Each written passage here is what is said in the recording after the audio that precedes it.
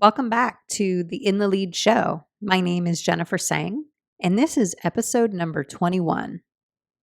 In today's episode, I wanted to do a little bit of reflecting, and I also wanted to talk about intentions as we are coming up to the end of 2021. A lot of us are spending time reflecting, setting new goals or intentions for the next year, really taking stock of everything that we've been through. Now, if you're not doing that, today's episode, I want to talk about ways that you can develop these practices and some things that you can do for yourself to help set you up for a successful 2022. Let's get started.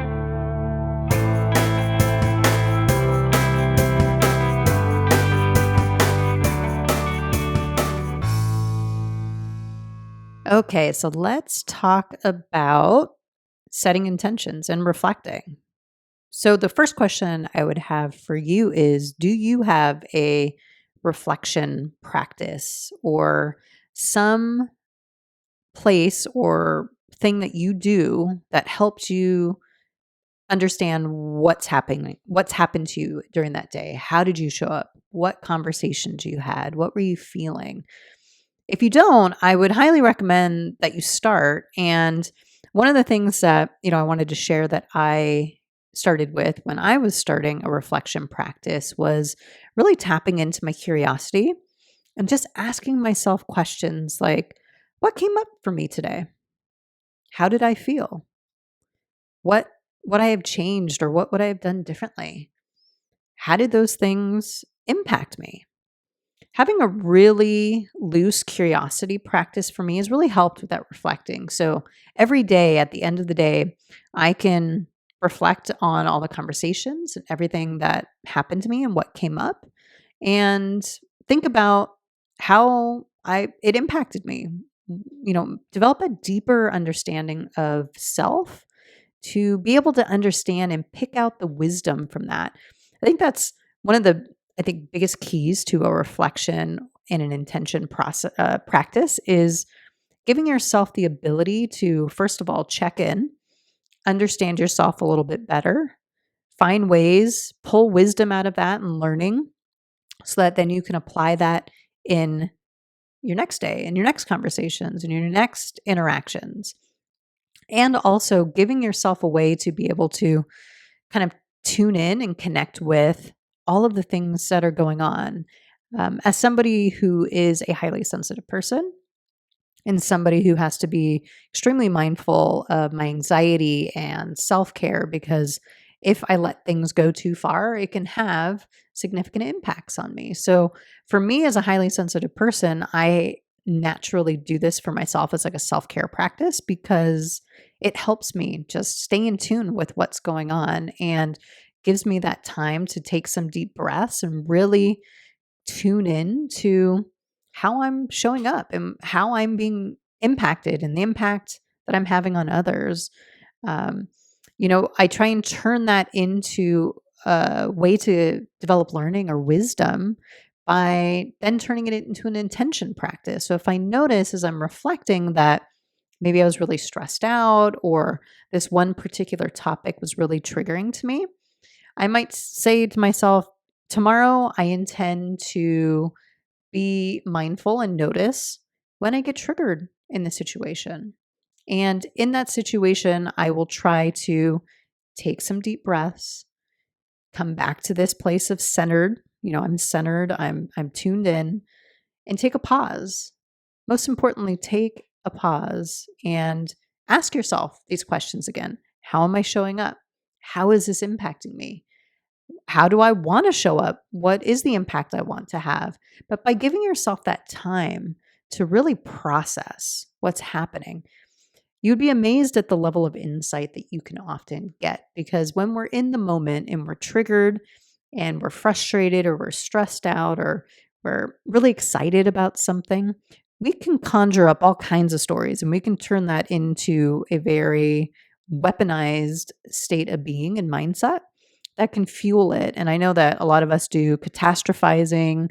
Oh my gosh, my boss is going to fire me, or oh my gosh, my husband's going to leave me.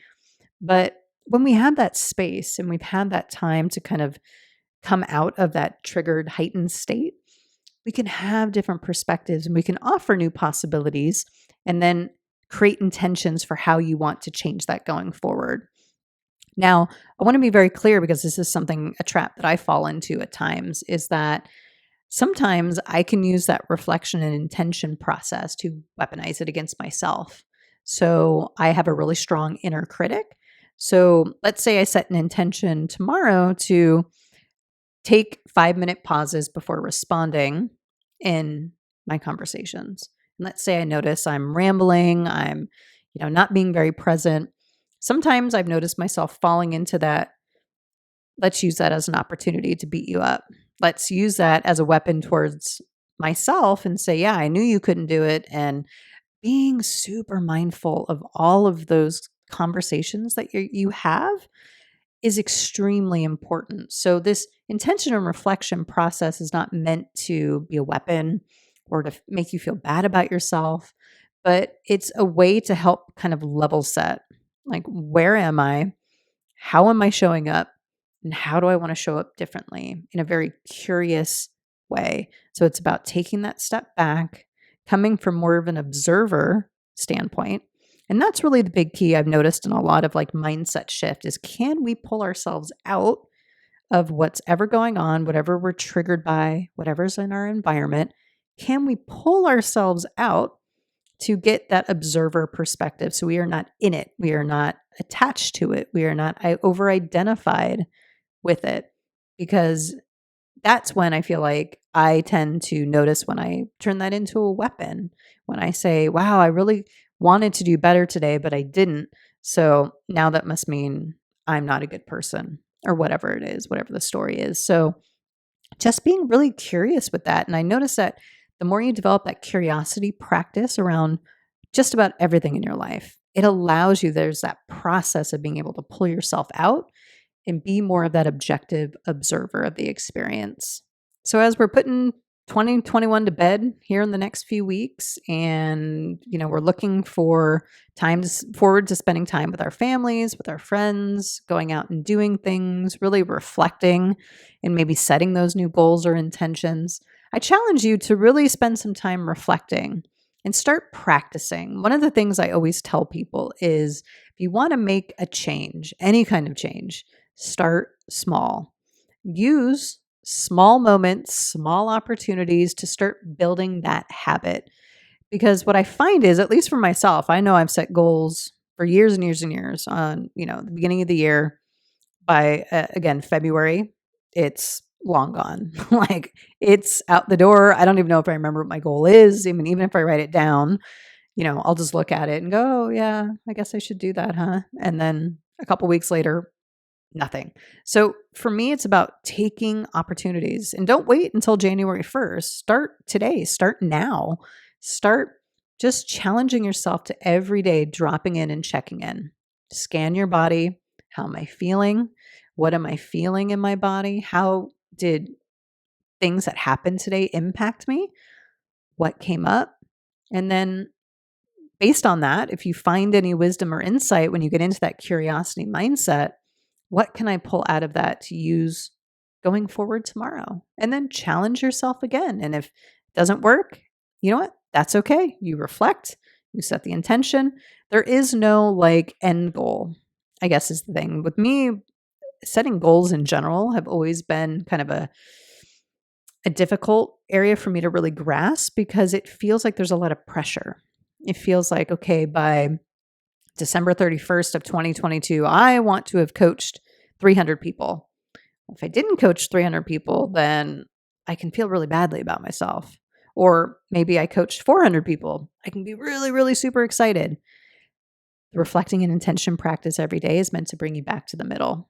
Not getting, again, too pulled in one way or the other, not being dragged down into maybe a victim mindset or, some weaponized way to kind of beat yourself up, not getting overly confident, right? Staying right in the sweet spot. And for me, it's about making those tiny tweaks every day.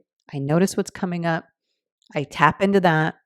I set new intentions, add that wisdom to my tool belt, By the end of the year, you notice you've gained so many tools and resources that as you might be doing kind of a larger reflection towards the end of the year, you can look back and see all of the incremental progress that you've made.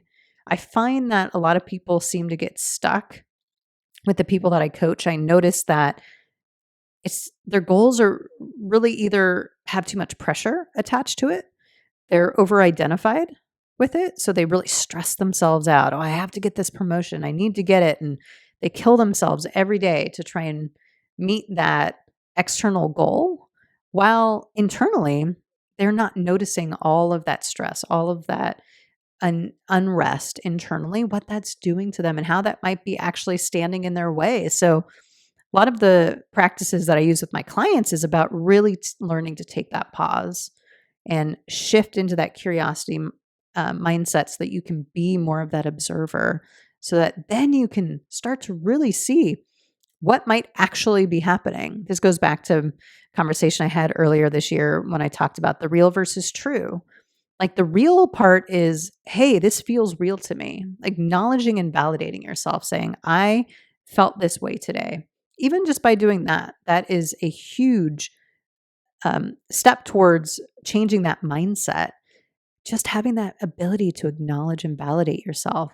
And then noticing how much more easy it is to shift into that observer mindset so that you can then start to pick out the insights because you're not in that like really stressed, really identified, attached space where you're saying, I didn't do this well. So that equals something is wrong with me or I did something bad. Instead, it's about just looking at it from a third kind of party perspective and just saying, I see. I did this, I did that. Tomorrow, I want to challenge myself to do this. And, this practice that I do, doesn't really take more than 5 or 10 minutes. And, some days also, I will say over the last year or so, as I've been really kind of diving deeper and really getting more serious about this type of intention, I've noticed that there are days when I'm just not feeling it and I'm not as easily able to connect with those parts. And if that comes up, that is totally fine. I tell myself, you know what? That's okay. I'll check back in tomorrow. Giving yourself the grace. I think what's coming out of all of this is, for me, it's about grace and it's about compassion. And as a leader, having those two qualities are extremely important.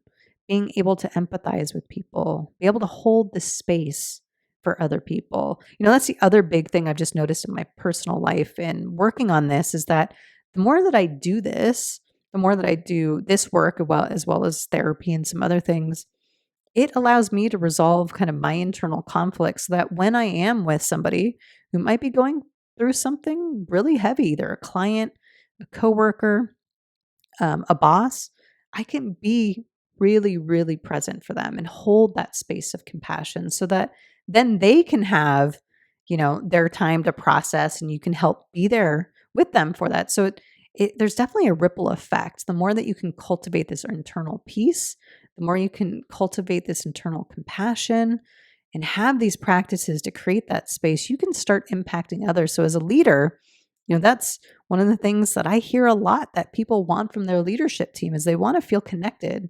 They want to feel like they belong. They want to feel like they matter so that when you're in a one-on-one with them or you're working on a project with them, they don't feel like they're just some robot or some like person that you don't even know or don't even care about just doing a job. And it's very transactional. We need to start making our relationships within businesses, especially more relational, and having that ability to really connect in that way stems from a really great practice of just being intentional and really reflecting and being mindful of what's coming up for you and then how you're showing up with others. So as I mentioned in a previous podcast, I'm going to be taking a few weeks off here to do my reflecting and setting intentions, just really trying to touch into how I'm doing and what are some of the things that I want to start looking at in 2022. I'm lining up a ton of guests. I'm super excited actually of where the podcast is going. I've recorded a couple of sessions for next year already, and they're just phenomenal. And I'm just super excited to where the podcast is going. So I appreciate you if you are listening, if you're a longtime listener.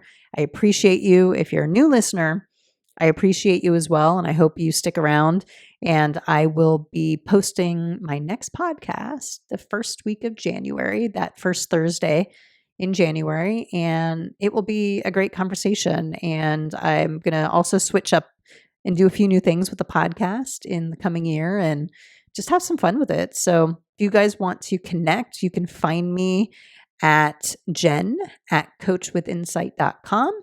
You can check out the podcast website at intheleadshow.com. And if you want to have a conversation, if you're interested in coaching, or if you're interested in just connecting, you can also reach me through my coaching website, coachwithinsight.com. Go check it out. And if you're listening to this on a podcast, platform or YouTube, I would appreciate if you subscribe, hit that like button, share it out with your friends. There's a lot of really cool stuff. I'm really, really excited about 2022 and all the great stuff I have lined up. So I wish all of you well. I wish you a happy holidays, and I can't wait to be back in 2022.